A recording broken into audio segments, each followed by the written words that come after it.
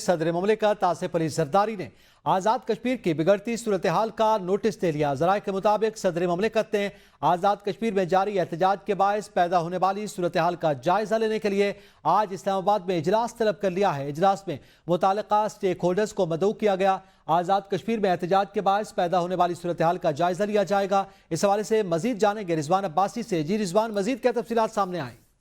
अभी देखें, आज़ाद कश्मीर में बिजली बिलात, आटे की सब्सिडी समेत 8 नुकाती जो चार्टर और डिमांड है जॉइंट अवामी एक्शन कमेटी का गुज़िश्ता 1 साल से एहतजाज चल रहा था और 2 रोज से ये एहतजाज जोर पकड़ चुका है। आज़ाद कश्मीर भर में जो लॉ एंड ऑर्डर की जो सूरत हाल है वो काफ़ी कशीदा हो चुकी है और अब से थोड़ी देर पहले सदर मुमलिकत आसिफ अली जरदारी ने इजलास तलब कर लिया है। पाकिस्तान पीपल्स पार्टी आज़ाद कश्मीर की पार्लिमानी पार्टी समेत जो स्टेक होल्डर्स हैं आज़ाद कश्मीर हुकूमत के, उनका इजलास होगा और कल शाम 6 बजे ये इजलास सदर हाउस में तलब किया गया है। और इस हवाले से हमारी बात हुई है जो पाकिस्तान पीपल्स पार्टी आज़ाद कश्मीर के सदर हैं चौधरी यासीन, उन्होंने बताया है कि कल शाम 6 बजे जो जितने भी पार्लिमानी पार्टी के जो जिम्मेदारान हैं, जो मजीद जो स्टेक होल्डर्स हैं, वो इस इजलास में शिरकत करेंगे और आसिफ अली जरदारी को ब्रीफिंग देंगे और आज़ाद कश्मीर की जो मौजूदा सूरत हाल है उस हवाले से और जो एहतजाज जारी है उस हवाले से अपनी जो